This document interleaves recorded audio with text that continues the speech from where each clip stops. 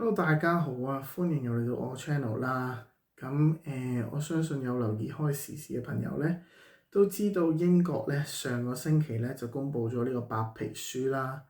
咁白皮書咧就由呢個英國首相咧施紀賢咧就喺5月12號公布嘅。咁點解白皮書咁重要咧？因為白皮書咧主要嘅內容咧就係想限制翻而家英國移民嘅數量啦。咁所以咧，同所有英國嘅移民咧都係息息相關嘅。咁今集咧，我就主要即係講述翻白皮書嘅內容啦，同埋都會即係俾翻自己少少嘅 opinion 啦、見解啦。希望大家中意呢條片啦。如果大家中意呢條片嘅話咧，咁都不妨 like、share 同 subscribe 啦。我哋就而家開始呢條片啦。白皮書咧其實就成份白皮書咧就80幾頁嘅，大家都未必有時間去睇晒成份白皮書啦。咁白皮書咧大致上咧就可以分做6大點嘅。咁我哋而家就逐點咁去講啦。咁第一點咧就係講述話係想將 net migration 咧就 come down 嘅，咁即係想將整體嘅移民數量咧就減少啦。咁而家大部分嘅移民嘅話咧，即係合法嘅移民啦，咁就係consist of 呢個 skilled worker 嘅 visa 啦，即係一啲專業人士咧就過到嚟啦。現時嘅 law 咧就係5+1嘅，換言之咧就係5年之後就 ILR， 再加1年咧就變 BC。政府咧就希望之後咧就可以令到呢個 skilled worker visa 咧就由5+1變做10+1，咁就變咗10年永居，10年之後永居，再加1年 BC。除此之外咧，亦都希望將呢個 skilled worker 嘅 visa 咧，由原個人工嘅 requirement 咧，由原先26,200提升去到38,700。如果大家有研究開英國嘅人工嘅話咧，基本上都知道38,700係唔係一個細嘅數目。而且一啲 entry level 嘅工咧，基本上全部都篩走晒㗎啦。咁38,000咧，基本上係 manager level 嘅工嚟㗎啦，已經係可以話，或者係一啲好專業嘅工啦，即係好似係醫生啊，或者係律師啊嗰類型嘅工啦。咁所以咧，大部分 entry level 嘅工咧，其實都係篩走晒㗎啦。咁所以如果大家想申請一啲 entry level 嘅工咧，就未必可以申請到呢個 skilled worker 嘅 visa 啦。再講翻第二點啦。第二點咧，其實都係講述話，即係因為而家現時英國咧好多唔同嘅職位咧，都係依賴緊外勞嘅。有啲咩 example 咧，就係如果大家知道 care home 啊，即係護老院嗰啲咧，大部分咧都係即係依賴外勞啦。咁就有好多非洲國家嘅人士去擔任呢啲職位啦，或者係其他國家嘅人士去擔任呢啲職位啦。而家英國咧就想慢慢去將呢啲職位咧就轉翻俾 local 去擔任啦，咁就唔想有外勞去做呢啲職位啦。所以就慢慢想由本地人士咧去取代晒呢啲移民做開嘅工啦。呢個就係第二點啦。第三點咧就係想打擊翻一啲學生嚟到英國之後長期居留啦。好多學生咧其實都係即係啲學歷啊，全部都係假學歷啊過到嚟啊，咁就申請咗呢個 student visa 啦，咁就長期居留啦。之後就即係喺讀書時期又喺度即係揾工啦，又喺度賺錢啦，咁就想打擊翻呢類型嘅學生嘅。所以就呢個就係唔想學生簽證被濫用啦。呢個就係第三點啦。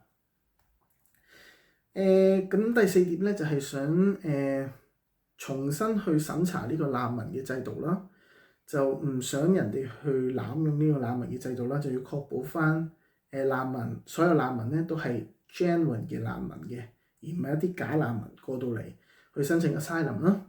所以第四點咧就會包含呢個難民制度重新去審查啦。第五點咧就係想將所有嘢咧都係電子化啦。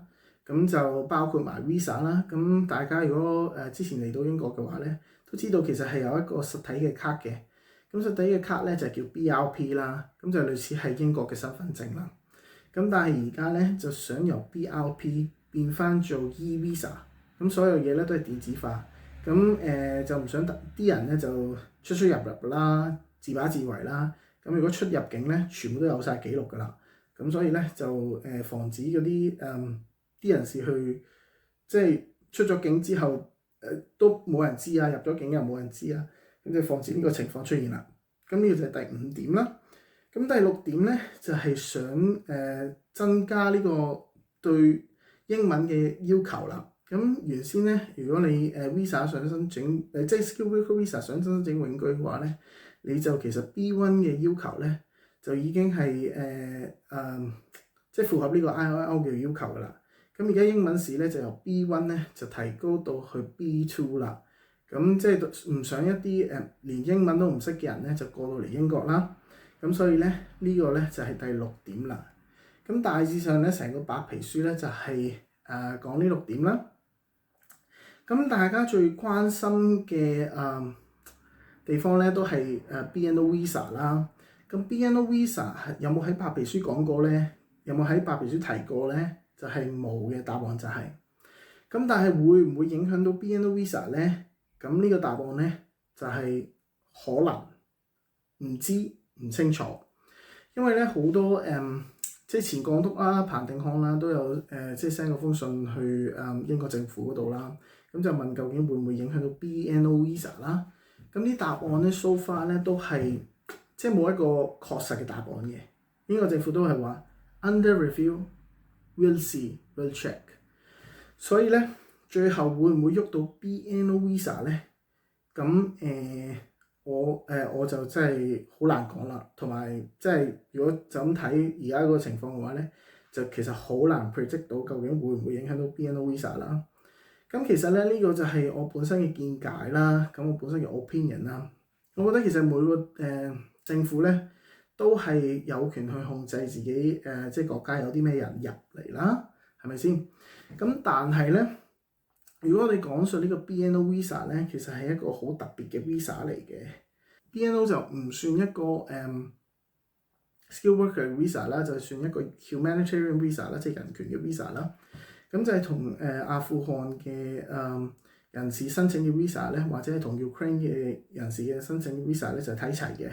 咁所以個計法咧就應該唔同啦，我覺得。咁但係咧，啲人就會擔心會唔會影響到而家喺英國嘅 BNO Visa 人士㗎咁樣。咁但係咧，我覺得啦，咁我覺得即係白皮書其實都係算係一個草案啦，即係話明係 white paper 吧，即係當係一個 draft 啦。咁但係咧，佢要通過議會咧，都需要一段時間嘅。咁過往咧，其實白皮書咧就唔係第一次去出啦。咁之前都有白皮書嘅。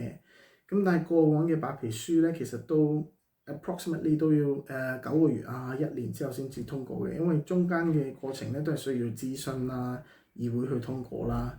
咁嗰啲全部都係需要一段時間嘅。咁就未必咁快去即係成立到一個法例啦。咁所以我覺得即係都未必會打擊而家喺英國嘅 BNO Visa 人士嘅。咁其次啦，我覺得而家其實白皮書出咗之後，就已經係有好多反對嘅聲音啦。咁其實好多商家咧，佢哋而家陸續都係話即係唔想去通過啦。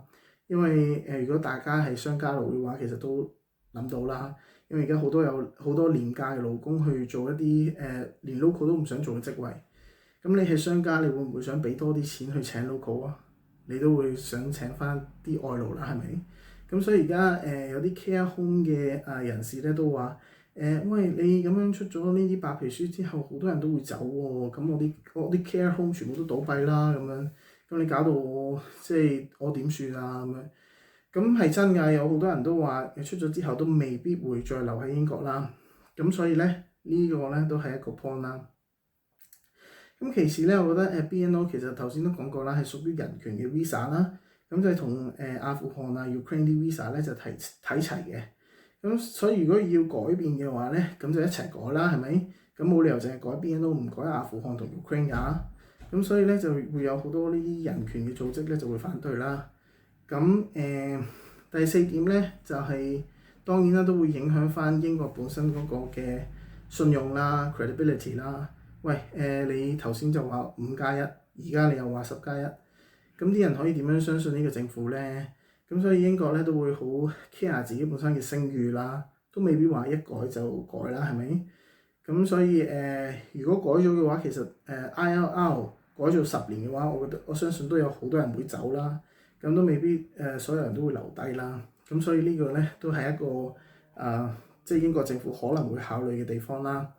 咁總結翻成個 video 啦，咁就我覺得改動機會咧其實都幾大嘅。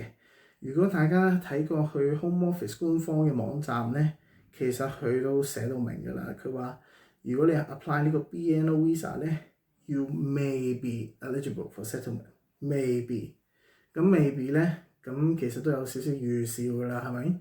咁就可能即係會加辣啦，可能即係會改動啦咁樣啦。咁所以都有呢個可能性嘅。但係會唔會同現時 BNO Visa 嘅人落刀咧？咁我就覺得未必，因為頭先都講過啲 point 啦。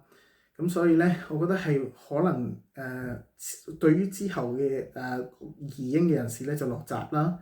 咁最大嘅可能性咧就可能而家嗰啲就唔喐，但係之後入嚟嗰啲咧就變10加1啦。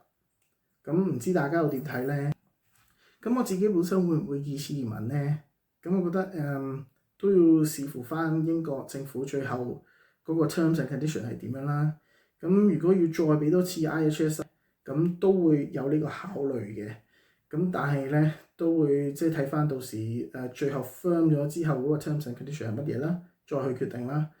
咁唔知大家對呢個白皮書有咩意見咧？咁如果大家中意呢條片嘅話咧，咁都不妨 like、share 同 subscribe 啦。咁今次都多謝大家收睇啦。咁下次再見啦，拜拜。